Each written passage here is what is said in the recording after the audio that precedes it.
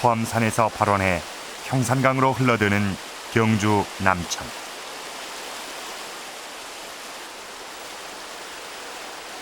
지금도 남아있는 돌무더기들은 바로 다리의 흔적들이다.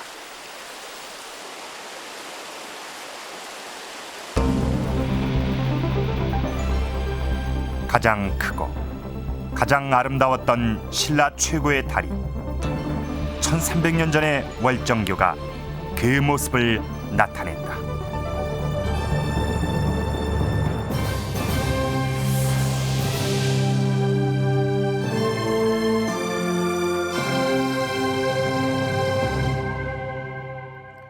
서울 한강에 다리가 몇 개나 있는 줄 아십니까? 1900년 최초로 현대식 철도교가 만들어진 이래 모두 22개의 다리가 만들어져서 남북으로 끊어진 서울의 도로를 이어주고 있습니다. 어떤 것은 4차선 폭으로, 또 어떤 것은 8차선 폭으로 그 모습도 모두가 제각각입니다. 이렇게 그 시대의 기술력에 따라서 이 22개의 다리가 각각 다 다른 모습으로 만들어졌습니다. 자, 이 서울의 한강다리가 서울을 상징하고 또 우리의 기술력을 대표하듯 1300년 전 신라의 수도 경주에도 신라를 대표하는 2개의 다리가 있었습니다. 자, 그 위치를 보면은 하나는 이 반월성 이 남쪽에, 또 하나는 이 반월성 동쪽, 그러니까 아마 이쯤에 세워진 것 같습니다. 삼국사기는 이 2개의 다리의 이름을 춘향교와 월정교라고 기록을 하고 있습니다. 그런데 이 춘향교는 고려 시대에 들어서 일정교로 바뀐 듯합니다. 그 후대의 기록이 모두 일정교로 기록을 하고 있기 때문입니다. 자, 우리의 의문은 여기서부터 출발을 하고 있습니다. 삼국사기에 기록될 정도라면 대단한 다리였음이 분명합니다. 자본도 많이 필요하고 또 당대 건축 기술이 모두 동원되는 이런 다리를 사실 하나 만들기도 어려운데 이때 신라인들은 동시에 2개의 다리를 만들었다는 것입니다. 그것도 이 강, 경주 남천에 이 2개의 다리를 만든 이유는 무엇일까요? 자, 발굴이 완료된 이 월정교의 모습을 우선 점검을 해보도록 하겠습니다.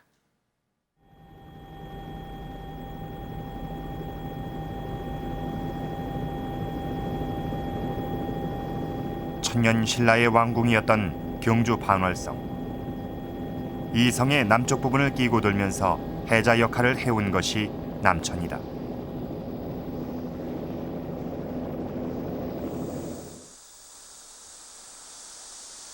남천은 반월성의 서쪽 정문을 지나면 바로 나타난다. 이곳에 월정교의 흔적이 남아있다. 여기가 월정교입니다. 지금 이게 교대고 북쪽 교대고 앞에 보이시는 것이 남쪽 교대고 앞에 요 보이시는 것이 교각입니다. 다리에 다리빨 이런 것이 지금 안 보이시는데 4개가 더 있습니다. 이 거대한 돌무더기가 월정교를 지탱하는 다리 교각의 가장 아랫부분, 기초석이다.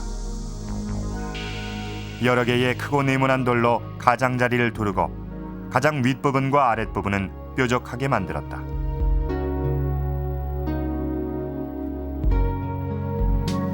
기초석 안쪽은 크고 작은 돌로 채웠고 아래에도 납작한 큰 돌로 받침대를 삼았다. 이 기초석의 크기는 얼마나 될까? 기초석의 크기는 다리 기둥, 즉 교각의 크기를 말한다. 먼저 기초석의 길이를 재봤다. 13m가 넘는다. 기초석의 폭은 2m 80cm다. 다리 기둥 하나만 봐도 엄청난 크기다. 2m 80, 13m 70. 이 거대한 기초석의 가장자리를 이루는 장대석 하나의 크기도 만만치 않다. 외곽에 놓인 이 장대석의 길이가 약 한 2m 되는 것도 있습니다. 장대석 중엔 길이가 1m 60cm, 높이 60cm. 너비가 비슷하죠. 돌 하나의 무게가 2톤에 달하는 것도 있다. 이와 같은 교각이 보이시는 4개가 더 있습니다만 3개가 더 있습니다만은 현재는 강바닥에 파묻혀 있는 기초석까지 합하면 월정교의 기초석은 모두 4개. 그렇다면 월정교는 교각이 4개인 달이다. 이런 사실은 1986년 실시된 발굴로 세상에 알려졌다. 발굴은 겉으로 드러나 있는 기초석부터 시작됐는데 강바닥을 파내려가자 놀라운 사실들이 드러났다. 먼저 밝혀진 사실은 기초석 4개의 크기와 형태가 거의 동일하다는 점이다. 기초석 사이의 간격은 평균 13m. 따라서 월정교는 길이가 63m에 달하는 거대한 다리였다. 기록에 나와 있는 월정교, 일정교라는 뚜렷한 기록이 있지만 그 실체를 알 길이 없었습니다. 그래서 그 조사가 의외의 큰 반응을 일으키게 된 것이죠. 그 이유는 생각보다 길고 또 생각보다 튼튼한 다리가 있었다는 것을 알게 된 데 있었던 것이죠. 기초석과 강둑에 남아있는 교대를 통해 정확한 월정교 크기를 조사했다.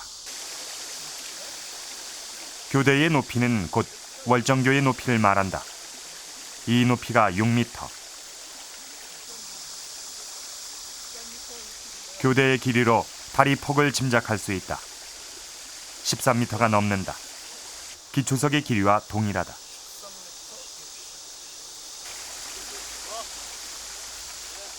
조사 결과를 종합해보면 남천에 세워졌던 월정교는 다리 기둥이 4개며 길이가 63m, 폭이 13m가 넘는 왕복 4차선으로 차가 달릴 수 있을 정도의 넓은 다리였다. 이것은 한강의 광진교와 비슷한 크기다. 8세기대에 지금으로부터 1200~300년 전 얘기입니다만 그때 당시에 60m의 다리를 그 위에 오늘날 4차선 도로 넓이 정도로 깔 수 있다는 것은 조선시대 살고지 다리가 있다 그러지만 살고지 다리보다도 더 넓었다는 것을 알 수 있는 것이죠. 그러한 것을 만들 수 있는 그러한 국력과 또 토목 기술을 우리가 이 다리를 통해서 충분히 생각할 수 있는 것이죠.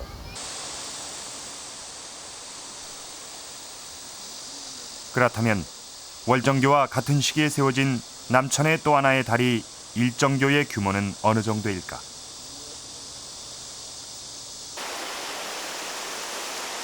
올 4월에 1차 발굴을 마친 일정교는 경주 국립박물관 앞 남천에 위치해 있다. 돌무더기 사이에서 월정교와 같은 형태의 기초석이 보인다. 같은 방식으로 축조했다는 증거다. 그러나 일정교의 기초석은 모두 3개. 그렇다면 다리 기둥이 3개란 뜻이다. 기초석과 교대의 크기를 조사한 결과 일정교의 전체 길이는 53m, 폭은 14m였다.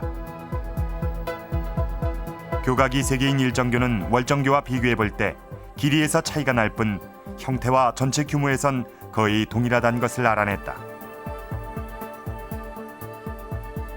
그러나 규모면에 있어서는 월정교가 12여 미터 더 깁니다. 그러나 그 형태는 동일하다는 거죠. 그것은 일정교가 소위 상류 쪽에 있기 때문에 상류 쪽에 상류가 소위 강폭, 강이 아니라 내의 폭이 좀 좁다는 것을 자연 지형을 이용해서 거기 맞춰서 마련했다는 것을 알 수 있고 그것은 동일한 플랜에 의해서 동일한 설계에 의해서 마련됐다는 것을 두 다리를 조사하고 난 결과로 알 수 있었던 것이죠. 1300년 전의 다리 월정교와 일정교. 그것은 역사상 가장 규모가 큰 거대한 다리였다. 이 월정교와 일정교는 요즘처럼 이 콘크리트나 철근이 아닌 이 돌로 만든 그런 다리입니다. 어떻게 이 돌을 가지고 이런 거대한 다리를 만들 수 있었을까요? 그 의문을 풀어줄 유일한 단서가 이 앞에 놓여 있는 이 기초석입니다. 이 기초석은 다리의 기둥, 그러니까 이 다리를 떠받치고 있는 교각의 이 가장 아랫부분에 놓여 있던 것입니다. 이 기초석은 길이가 14m, 또 폭이 3.5m가량 됩니다. 또 여기에 사용된 이 돌 하나의 무게만도 2톤이 넘는다고 하니 이 기초석 하나를 만드는 것도 아마 엄청난 공사였을 것입니다. 이 기초석은 먼저 이 가장자리에 이 장대석이라는 크고 네모난 돌을 이렇게 쭉 돌려서 박았습니다. 그리고 이 안쪽으로는 이 바깥쪽과는 이 가로나 세로로 이렇게 서로 엇갈리게 해서 또 돌을 박았습니다. 그러니까 이 바깥쪽에 이 장대석이 이 거센 강물에 쓸려 내려가지 않게 하기 위한, 그러니까 한마디로 이 기초석 보호 장치인 셈이죠. 그런데 이 기초석을 자세히 들여다보면 몇 가지의 의문이 생깁니다. 한번 보겠습니다. 여기 보면은 이 마주보고 있는 이 돌에 똑같은 형태 그리고 똑같은 크기의 이 홈이 이렇게 파여져 있습니다. 그러니까 무언가 이 홈을 연결하는 그런 장치가 있었던 것 같습니다. 그뿐만이 아닙니다. 또 이 앞에 보면 지금 보신 홈보다는 좀 더 작은 그런 구멍이 있습니다. 자, 과연 이런 구멍은 왜 파놓은 것일까요?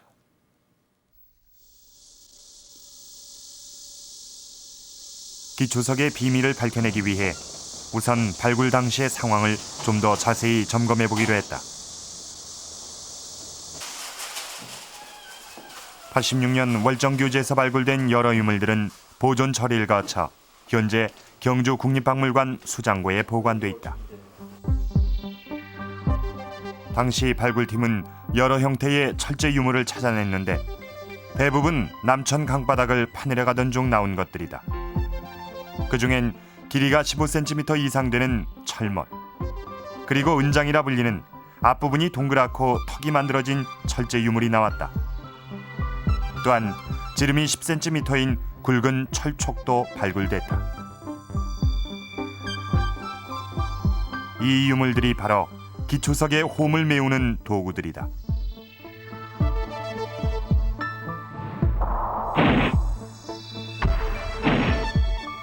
은장은 나란히 놓인 돌을 이어주고 위아래 놓인 돌은 철촉으로 고정시킨다.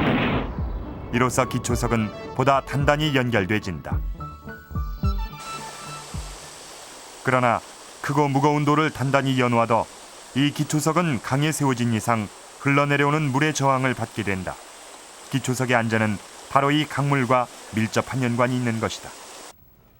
교각을 보호하는 우물통에 철판을 두르고 콘크리트를 이 고민은 현대의 다리도 마찬가지다. 교각 보호 철판은 수심 12m 강물이 교각에 부딪혀 소용돌이 치며 교각 주변을 패이게 만드는 쇄굴 현상은 현대의 다리도 겪는 문제다. 이런 물의 작용에 대한 대비책이 없으면 다리의 안전은 기대할 수 없다. 발굴 당시의 사진입니다. 교각과 교각 사이에는 그렇다면 월정교를 세웠던 신라인들은 쇄굴 작용에 대한 대비책이 있었을까? 그와 같이 나무가 발굴 당시의 사진을 검토하던 중 교각과 교대 사이를 빈틈없이 돌로 채워놓은 것을 발견했다. 그냥 돌만 박은 것도 아니고 목재로 가로 세로 격자를 만들고 그 속에 돌을 채워놓은 형태였다. 이 용도는 급류에 의해서 하상 바닥에 파여 나간 걸 방지하기 위한 시설입니다. 하상이 계속 파이면은 교각의 기초가 침하된다든가 이런 문제가 있기 때문에 그것을 방지하기 위한 하상 보호 시설의 일부입니다. 거세게 흘러내려온 물은 교각에 부딪히면서 교각 주변을 패이게 만든다.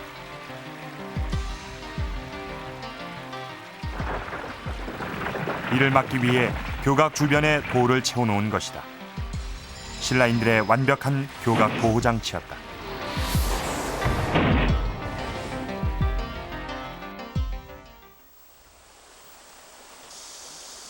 그렇다면 이 월정교 교각, 즉 다리 기둥은 얼마나 안전할까?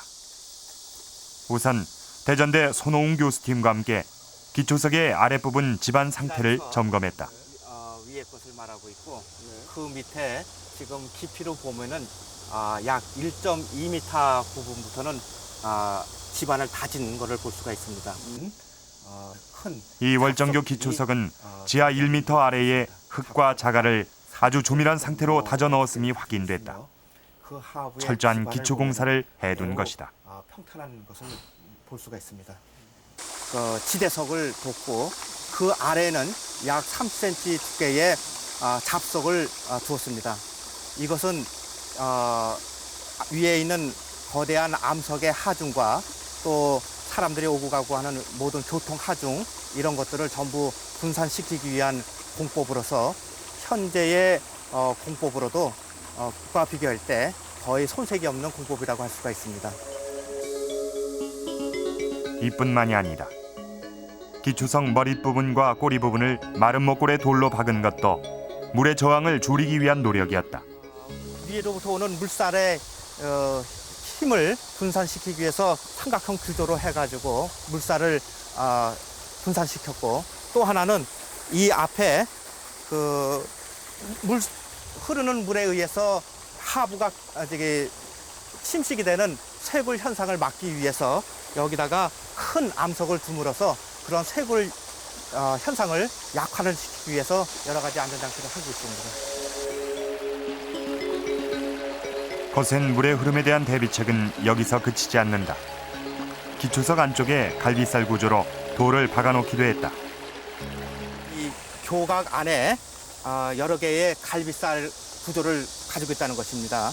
이러한 갈비살은 위에서 오는 물에 의한 하중을 일정하게 받은 다음에 그 가해진 하중을 이 동그란 암석에서 일정하게 받고 또 약화시키고 하는 그런 구조를 가지고 있어서 어떠한 하중에 있어서도 특히나 우기에 있을 때의 홍수에 의한 어떤 큰 수력에 의해서도 그걸 지탱할 수 있는 구조를 가지고 있습니다. 그렇다면 이 다리 기둥은 어떻게 쌓아 올려졌을까? 강둑에 남아있는 교대를 통해 그 석축 방법을 알아보기로 했다. 교대는 직사각형의 돌을 엇물려 쌓았는데 다듬어진 상태가 현대의 솜씨와 비교해도 손색이 없다. 정각이 잘 맞습니다. 그리고 이 교대가 보면 뒤로 조금씩 되물려 쌓아졌죠. 이렇게 안으로요? 예. 이게 이제 바로 쌓을 수도 있는데 이게 바로 쌓아 놓으면 우리가 옆에서 시각적으로 보면 앞으로 넘어오는 것 같습니다. 그래서 이 되물려 쌓기를 한 것 같습니다. 안으로 들여서 이렇게 쌓는 예. 직각에서 6도 정도, 교대는 뒤쪽으로 들여 쌓아진 상태다. 또한 여러 개의 돌못도 사용됐다. 이 돌못은 불국사와 가문사지에서 발견된 것과 같은 형태였다. 이 돌출된 부분을 저희들이 이제 돌못이라 하는데 이 돌못이 사용된 것은 아마 이 시대에 나타나고 이 이후의 시대에는 나타나지 않습니다.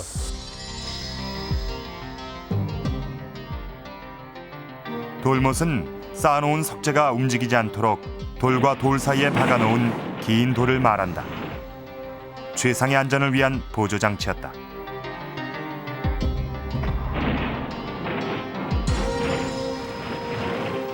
기초공사에서 돌쌓기까지 월정교 건설은 2중, 3중의 안전장치가 총동원된 대역사였다.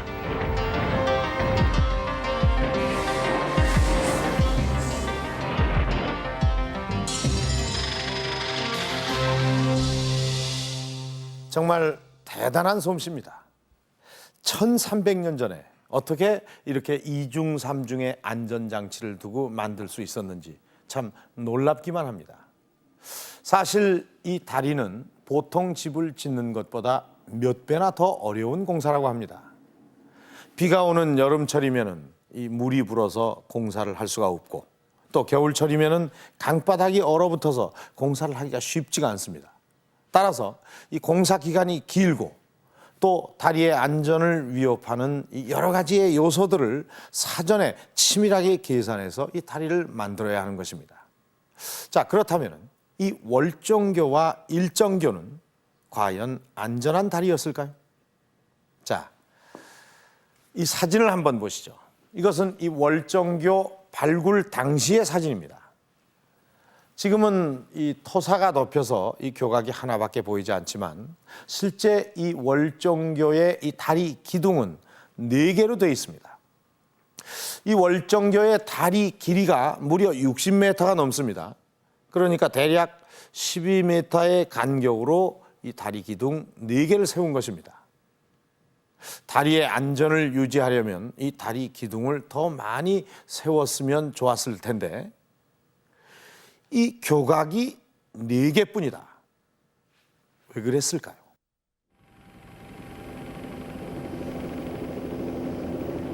지난해 개통한 서해대교.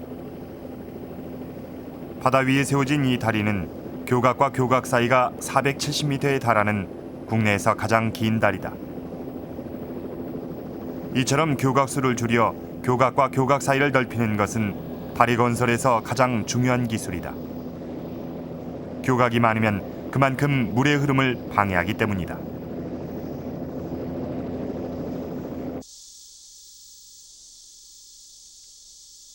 현대의 전문가들은 다리 교각 수를 어떻게 결정할까? 교각 사이를 간격을 넓게 하려는 경향이 경주대학교 강보순 교수는 가장 안전하면서도 경제적으로 다리를 만들려면 하천의 유량과 유속 그리고 상판 재료를 고려해야 한다고 지적한다.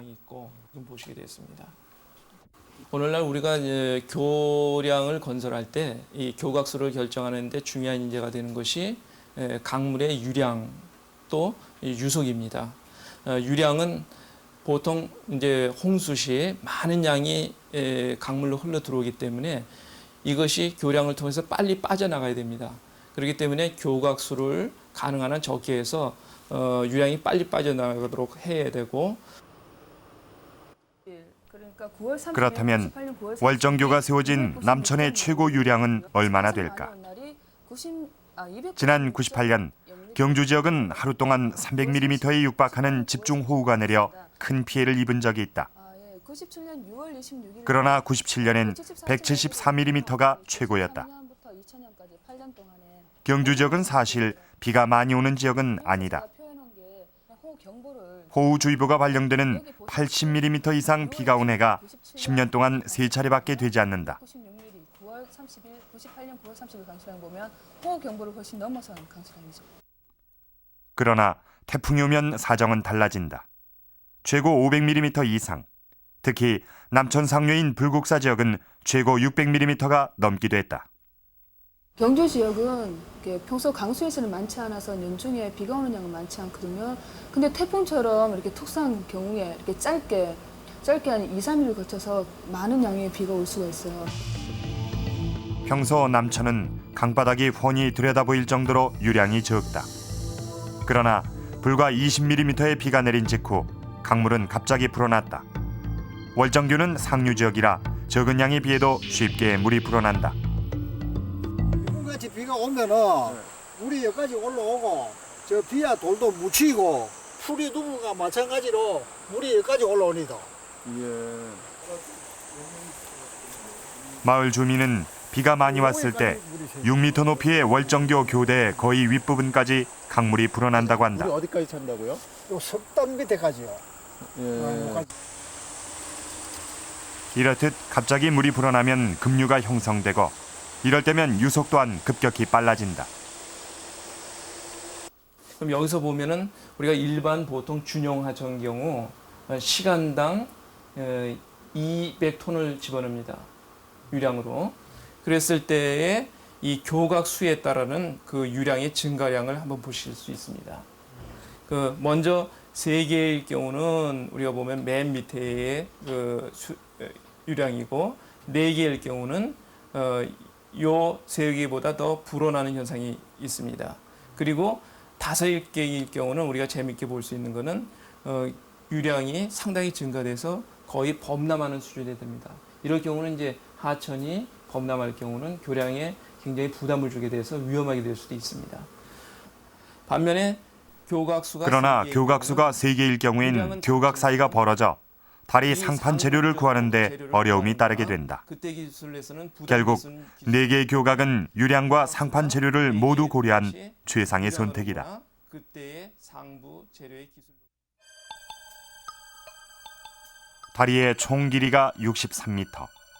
여기에 13m의 간격으로 쌓아올린 4개의 교각. 이것은 여러 가지 요인들을 종합적으로 분석해 결정한 신라 토목 기술의 상징이다. 그렇다면 이때 사용된 상판 재료는 무엇이었을까? 일정교나 월정교의 2개의 교각 위에 경주대 심영섭 교수는 1300년 사용할 수 있는 상판 재료는 석재와 목재뿐이라고 지적한다. 이 세로볼을 따로 떼어내서 일단 계산을 해본다면은 이때 중요한 것은 13m의 교관을 지탱할 수 있는 인장 강도, 즉 얼마나 잘 휘어지는가 하는 점이다. 이 정도. 그러니까 단위 면적당 약 심 교수는 석재와 목재의 인장 강도를 조사했다. 석재의 경우 인장 강도가 거의 계산되지 않을 만큼 휘어짐이 없다. 따라서 6m도 버티지 못하고 끊어져 버린다. 그러나 목재의 경우 석재와는 비교할 수도 없을 만큼 휘어지는 상태가 좋았다. 이 휨에 견딜 수 있는 강도가 목재의 경우는 석재의 그것에 비해서 약 10배가량이 큽니다. 따라서 동일한 조건, 즉 지간 길이 13m에 대해서 우리가 생각을 해본다면 상부 구조로서는 석재보다는 목재였을 가능성이 크다고 보겠습니다. 그렇다면 과연 실제 목재가 사용됐을까? 경주 국립박물관 수장고에 보관된 월정교 유물 중에서 6m 이상 되는 긴 목재를 찾아냈다. 전문가들은 강바닥에서 발굴한 이 대형 목재가 바로 다리 상판이었을 것으로 추정하고 있다. 신라의 건설 수준은 비단 튼튼하게 돌을 쌓는 것만이 아니었다. 가장 안전하고 가장 경제적인 다리를 만들 수 있는 기술을 그들은 이미 축적해 놓고 있었다. 월정교와 일정교가 세워진 때는 이 석굴암이 완공을 본 직후였습니다. 현대 다리 전문가들처럼 이 과학적인 계산을 해서 다리를 세웠다는 것은 당시 신라의 토목 기술이 대단히 발전돼 있었다는 것을 의미합니다. 자, 지금 보시는 것은 여러분들이 너무나 잘 알고 계시는 석굴암, 또 불국사, 그리고 에밀레종으로 알려져 있는 성덕대왕 신종, 또 지리산의 화엄사. 이 모든 것들은 월정교와 일정교가 만들어진 이 경덕왕 때에 이 착공이 됐거나 준공이 된 것들입니다. 그러니까 이때는 신라가 삼국 통일을 하고 100년쯤 지난 때였습니다. 이 경덕왕은 이런 국책 사업을 통해서 통일 신라의 위상을 한층 드높이고 또 태평성대가 열리고 있음을 국민들에게 알리고 싶었는지도 모릅니다. 자, 우리는 여기에서 이 월정교의 모습을 복원을 해보기로 했습니다. 그러나 이 월정교가 어떤 형태였는지 그 정확한 기록이 남아있지 않았습니다.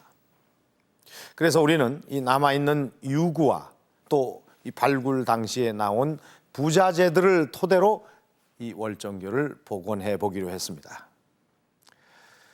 자, 지금 보시는 이것은 발굴 당시에 나온 이 기와입니다. 그런데 그 형태가 이것은 안막새, 수막새가 분명한 것 같습니다. 이건 틀림없는 신라의 기와들입니다. 복원 작업을 하는 우리는 이 안막새와 수막새에 이 주목을 하지 않을 수가 없었습니다. 그리고 이 기와와 함께 발굴된 것 중에 지금 보시는 것처럼 이런 대형 철못도 있었습니다. 그러니까 이것은 이런 철못을 사용한 기와를 얹은 지붕이 있었다는 이야기인데 다리에 기와 지붕이라. 과연 이 월정교는 어떤 모습이었을까요?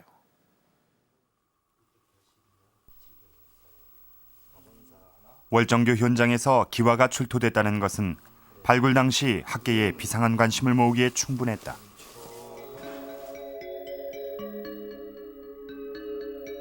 문양과 형태를 놓고 볼 때 안압지 황룡사지에서 나온 기와들과 동일하다.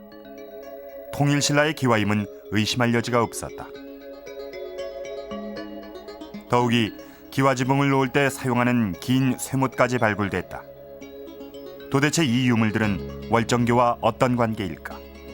신라 시대의 이 귀중한 막세기와 소위 마금할 수 있는 중요한 암기와 숙기와 아울러 막세기와가 출토되었고, 그것이 고려 시대의 소위 기와까지 출토되는 양상을 보였습니다. 그리고 또 나무 부재, 금물의 나무 부재까지 발견되는 그러한 그 자료를 얻게 되고 나서 판단을 한 것이죠. 이것이 무언가 이 다리에 어떤 금물의 형태가 있었다는 것을 우리는 추정을 하게 된 것이죠. 다리와 함께 건물도 있었다면 월정교는 어떤 모습이었을까? 그래서 소요 높이까지 석재가 올라가고 요 교각 발굴된 유물을 토대로 월정교 복원 작업에 들어간 옛다리 전문가 손영식 씨는 월정교는 지붕을 얹은 다리였다고 결론지었다.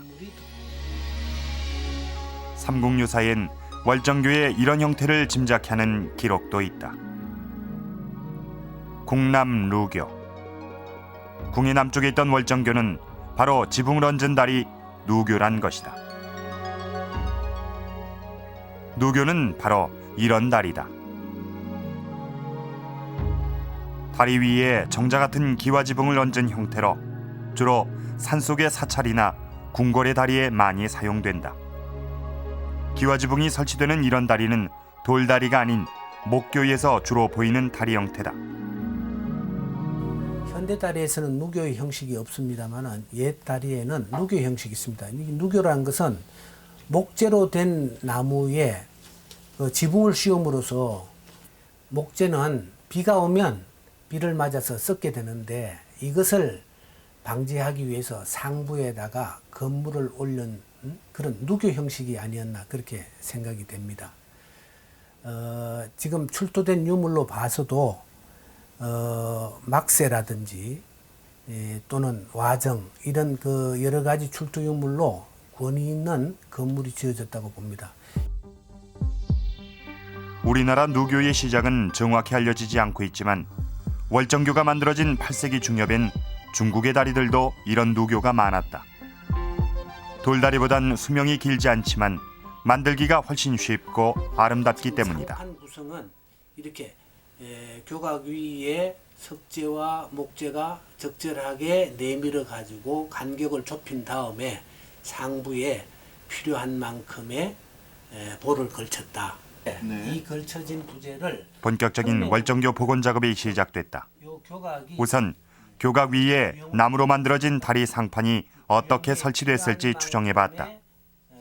손영식 씨는 교각과 상판 사이에 두 겹의 석재 디딤돌로 안전장치를 했다고 봤다. 이것이 바로 그 모습이다.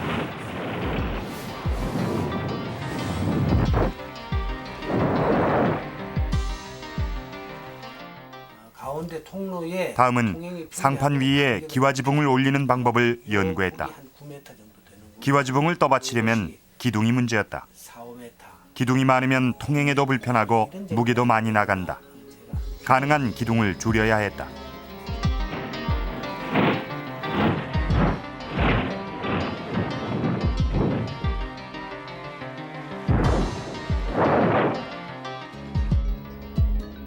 발굴 현장에서 나온 목이 잘린 대형 석사자의 위치도 찾아야 했다. 2m가량 되는 긴 석재와 그 석재를 꽂기에 알맞은 홈이 파인 석재를 서로 연결시켜 봤다.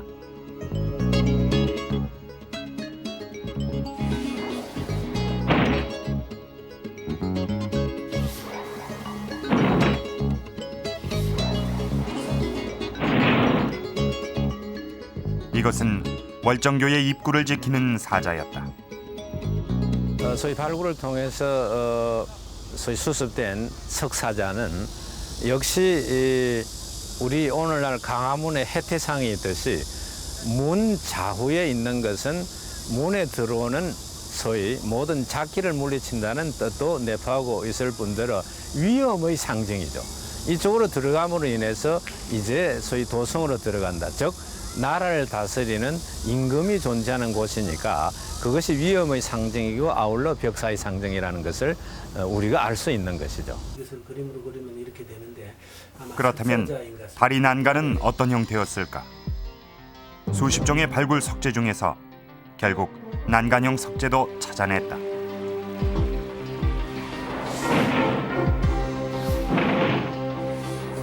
(1300년) 전 신라인들이 국가적 역량을 총동원해 세웠던 월정교는 바로 이런 모습이었다.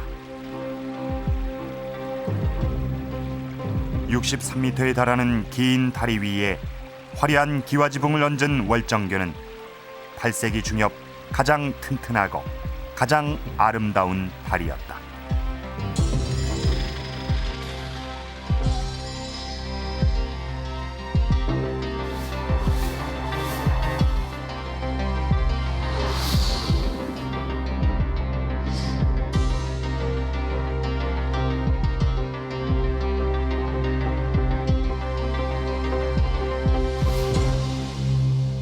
저는 지금 이 복원된 월정교 다리 위에 서 있습니다. 이 다리 위에 이렇게 화려한 지붕을 얹어 놓으니까 이건 마치 강 위에 떠 있는 정자 같습니다. 그런데 이 다리 위에 이렇게 화려한 기와지붕을 얹어 놓은 것은 단순히 멋있게 보이려고 한 것만은 아니었습니다. 이 다리 상판이 나무로 되어 있기 때문에 이 비바람에 나무가 상하는 것을 막기 위한 또 하나의 안전장치였던 것입니다.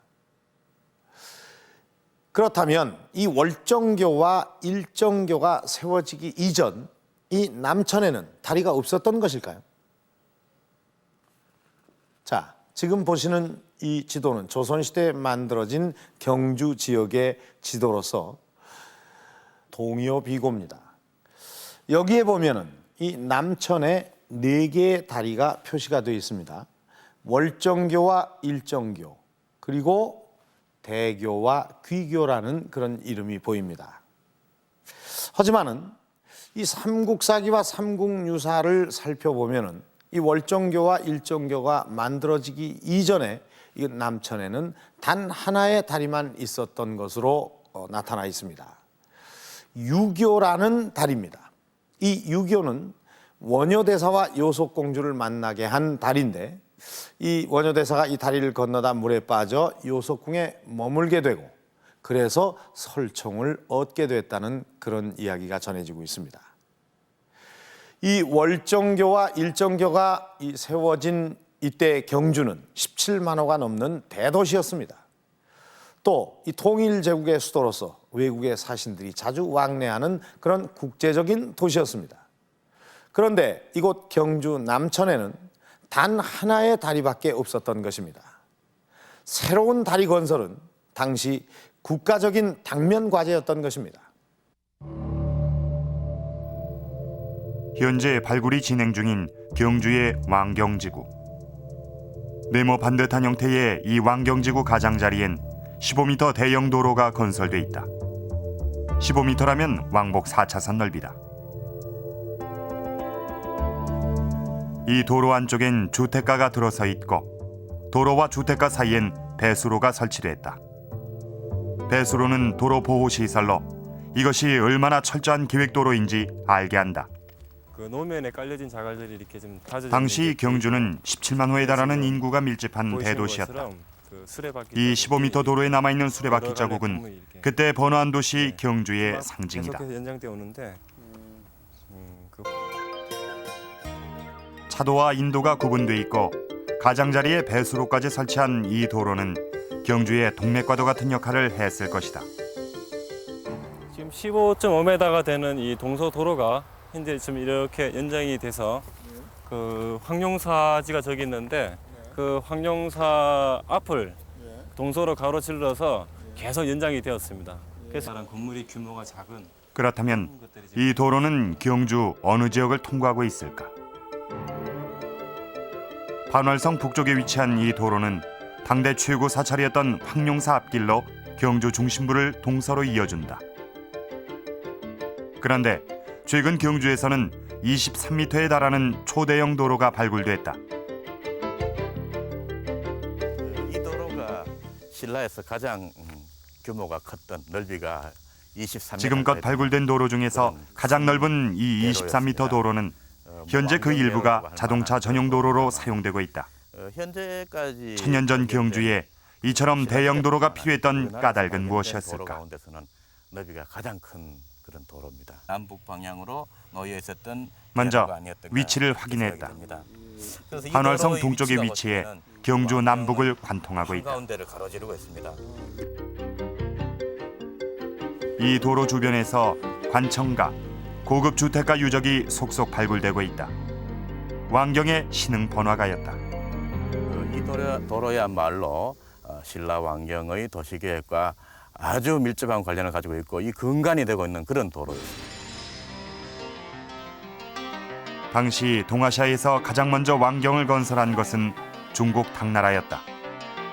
수도 장안성의 경우 북쪽에 왕궁을 짓고 남북을 연결하는 주작대로를 건설해 주변에 관청과 고관대작 저택이 배치됐다.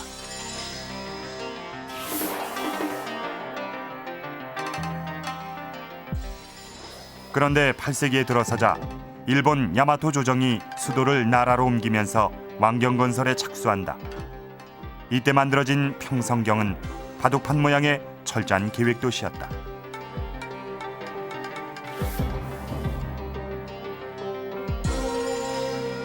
한편 발해 또한 상경 용천부로 수도를 옮겨 대규모 왕경을 만든다. 이 무렵 동아시아 각국이 유행처럼 왕경 건설에 나서고 있었던 것이다.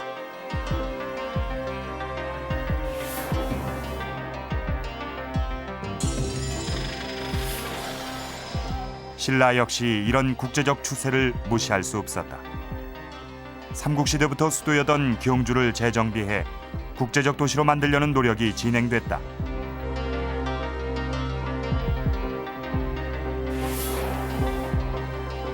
8세기 중엽 왕경 건설 사업을 마무리 짓는 일은 신라의 국가적 과제였다. 도시 계획은 도로 유적을 빼고는 사실 이야기할 수 없습니다만은 이런 도로 유적들이 8세기 중반대 경덕 왕대가 되면은 거의 완비된 그런 상태를 가지고 있습니다. 물론 통일 초에 되는 신문왕 때에 신문왕 9년에 달구벌 그러니까 지금의 대구로 천도를 해서까지 신도시를 한번 만들어 보려고 애를 썼습니다. 그런 기록들도 있고 또 조금 앞선 시대의 문무왕이 나성을 만들어서 도성을 한번 새로 변모를 한번 시켜보자 이런 이야기들도 있었습니다만은 그 두 가지 설이 다 이루어지지 못하고 있다가 아마 경덕왕대에 와서 이 일정교 월정교가 만들어지는 이 시점이 되면서부터는 이 도시계획이 거의 완비된 상태가 아니었던가 그렇게 생각이 됩니다. 당시 경주의 문제는 동아시아에서 모델로 삼은 당나라 장안성을 그대로 적용시킬 수 없다는 데 있었다. 경주 남쪽에 이미 반월성이 자리 잡고 있었기 때문이다. 따라서 반월성이 왕경 중심부가 되도록 동서남북을 연결하는 새로운 도로망이 필요했다. 그 역할을 담당했던 것이 월정교와 일정교다. 지금 월정교 같은 경우도 남북으로 그 첨성대 옆을 지나가는 도로였기 때문에 궁궐의 서쪽 담장 경계 역할도 하던 그런 도로였습니다.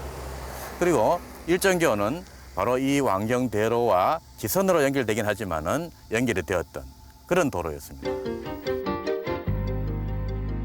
반월성 서쪽에 건설된 23m 대형 도로를 따라 남쪽으로 내려가 15m 도로와 만나는 지점에 일정교가 세워졌다. 월정교는 경주 중심부를 관통하는 중심도로와 연결선상에 배치됐다. 이로써 신라의 왕경은 그 완성을 보게 된다. 다리 하나를 세우면서도 이 도시 전체의 도로망을 염두에 두고 그 위치와 크기까지 정했다는 1300년 전의 신라인들의 치밀함에 놀라지 않을 수가 없습니다. 그리고 이 지도를 한번 보십시오. 물론 이 왕경 계획도에 따라 세워졌다고는 하지만은 이 월정교 북쪽은 바로 신라의 왕궁인 반월성입니다. 그리고 이 다리 주변에는 주로 고관대작들의 집이 있었다고 합니다.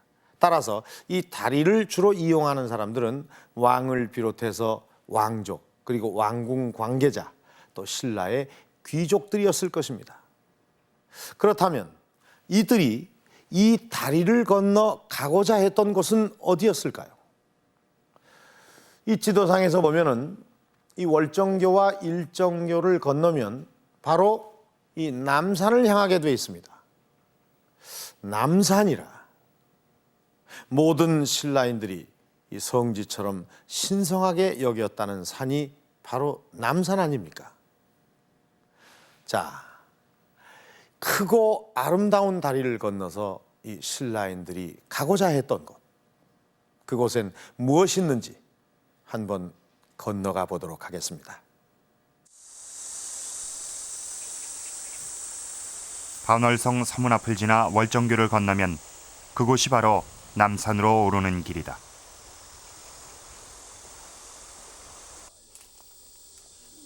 다리를 건너 가장 먼저 만나는 곳은 도당산.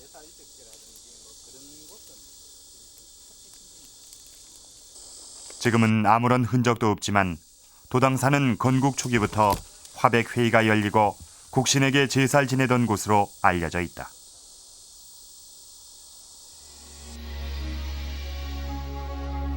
도당산의 위치와 이곳에서 벌어졌던 일들은 기록 속에 자세히 남아있다.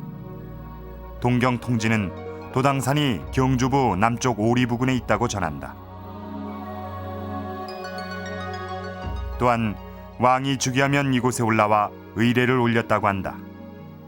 신라의 국가 중대사가 대부분 이 도당산에서 이루어졌던 것이다. 그다음에 신라의 궁 중에서 나을 신궁이 있는데 나을 신궁은 바로 국신에게 제사를 지내던 곳으로 알려져 있습니다. 그래서 이 나을 신궁이 아마 남산 이 부근에 있었다라고 생각이 되는데, 그렇다면 아마 이 도당산의 아마 이 부근으로 해서 아마 이 인접 지역에 나을 신궁이 위치해 있지 않을까 이런 생각을 합니다. 왕궁인 반월성은 바로 남천을 사이에 두고 도당산과 마주보고 있다. 신라의 왕과 귀족들, 그리고 행사를 준비하는 수많은 사람들이 강을 건너 다녀야 했을 것이다. 도당산에서 서쪽으로 계속 올라가면 남산 신성터 부근에 대규모 창고지가 나타난다. 중심 자리라고 생각이 되는데 이곳은 바로 그 곡식을 저장했던 창고가 있었던 그런 자리입니다. 그리고 여기에 동쪽과 서쪽에는 이제 무기를 보관하던 그 무기고가 있었고요. 그래서 이 남산은 보게 되면은 궁성인 그 월성과 가장 그 인접한 거리에 있었기 때문에, 그게 뭐 통일 신라 이후에는 뭐 전쟁이 크게 없는 상황에서는 이것이 궁성의 어떤 군량 및 창고 또는 무기고 창고로서 아마 보조 아마 시설적인 그런 아마 역할을 했던 창고였으면 또 우물 이 경주 자체가 수도 경주를 지키는 군대의 보급 창고였던 이곳은 삼국 통일 이후 그 역할이 다양해졌다. 왕궁의 물류 기지로서 다양한 물품을 보관했던 흔적들이 지금도 남아있다. 통일 이후에도 이곳을 찾는 발길은 줄어들지 않았던 것이다.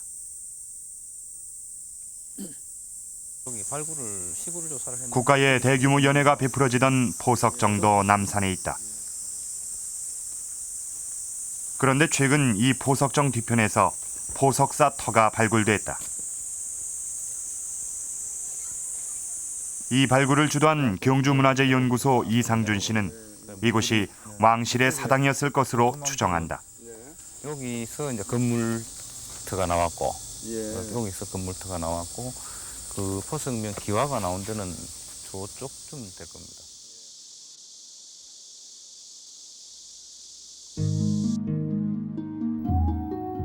포석사에서 화랑의 결혼식이 열리고 화상을 모셨다는 기록들이 이를 뒷받침해 준다.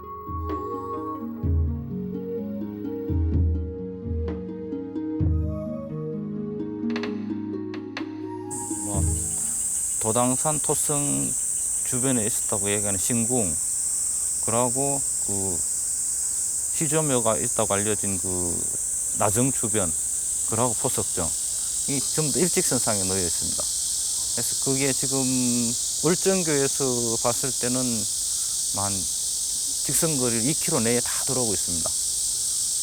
하기 때문에 아마 그 제사적인 행차가 그 왕의 행차가 있을 때는 분명히 월정교를 안 건너면 이쪽을 건너지 못하니까 아마 이쪽에서 그 정기적이든 부정기적이든 국가적인 행사가 거의 뭐 자주 있었다. 남산에 흩어져 있는 신라의 중요 시설을 종합해 보면 모두가 월정교, 일정교와 이어짐을 알 수 있다.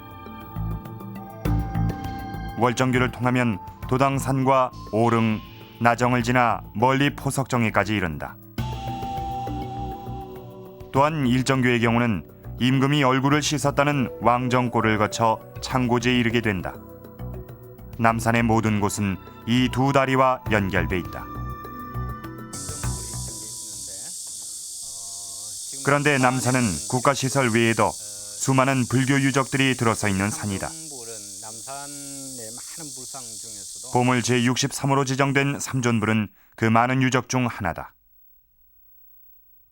당시 최고의 석공들은 이렇듯 거대한 삼존불을 만들어 다른 곳도 아닌 남산에 모셨다. 신라 사람들은 아마 이곳을 아마 굉장히 그 신성시했던 산으로 생각이 되는데, 그래서 이 남산에다가는 그 많은 그 불교 유적이 지금 현존하고 있고, 거기는 막 사찰터라든지 아니면 불상이라든지 탑이 헤아릴 수 없이 골짜기마다 산재해 있는 곳입니다. 이것을 볼 때는 바로 남산이 신라 사람들에게는 하나의 그 불국 정토 또는 그들의 이상향을 꿈꾸었던 그런 세계가 아닌가, 그런 땅이 아니었던가 이렇게 생각을 해봅니다.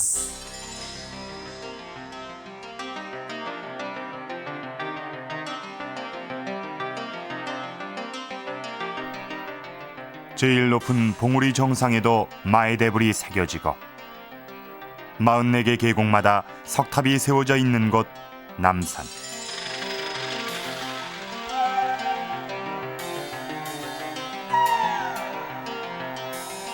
크고 작은 절터가 100여 곳, 그 형체가 남아있는 석불이 60여 구, 그리고 석탑만 해도 40여 기를 헤아린다. 이 산속에 절을 짓고 불상을 건립하기 위해, 그리고 불공을 들이기 위해 수많은 신라인들이 오고 갔을 것이다. 남산은 신라인의 성지였다. 많은 사람들이 이곳 남산을 또 찾았고, 뿐만 아니라 왕족들도 아마 이 남산의 왕래가 빈번했을 것이라고 그렇게 생각을 합니다.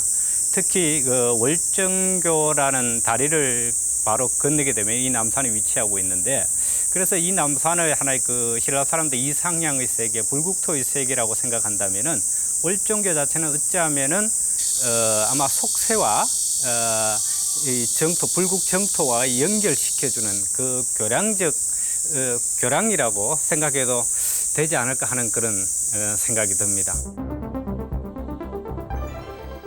1300년 전 남산으로 가는 길목에 세워진 월정교는 단순한 다리가 아니었다. 국가의 중요 행사를 준비하고 참여하며 불국정토를 꿈꾸는 신라인들의 염원이 담긴 다리였다. 나라의 기술력을 총동원해서 안전도는 물론 외관까지 고려해서 만든 가장 아름답고 가장 튼튼한 다리. 그러나 신라인들에게 있어서 이 월정교와 일정교는 단순히 강을 건너는 다리만은 아니었던 것 같습니다. 이 두 다리는 신라인들이 성지로까지 불리는 남산으로 향하는 길목입니다. 신라인들에게 있어서 이 월정교와 일정교는 바로 불국정토로 들어가는 첫 관문과도 같은 의미였는지도 모릅니다. 당시 신라는 통일을 완성한 뒤 전쟁을 위해서 성을 쌓고 무기를 만들던 그 기술과 노력을 이 도시 건설과 문화 사업에 투여하고 있었습니다. 따라서 이 나라 전체로 보면은 이 두 다리는 경주 도심부와 남산을 잇는 왕경 건설 사업의 마지막 단계 건설이 됐습니다. 이로써 신라 왕경은 완전한 모습을 갖추게 된 것입니다. 월정교와 일정교, 이 두 다리는 풍요롭고 안정된 나라를 건설하겠다는 통일 신라의 의지가 담긴 신라 최대의 건설 프로젝트였던 것입니다.